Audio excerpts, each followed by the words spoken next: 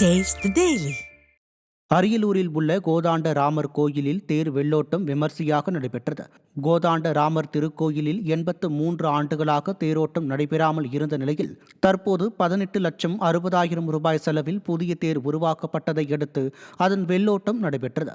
இதையொட்டி உற்சவர்களுக்கு சிறப்பு ஆராதனை நடைபெற்றதை அடுத்து புதிய தேரில் கலசம் பொருத்தப்பட்டு வெள்ளோட்டம் தொடங்கியது.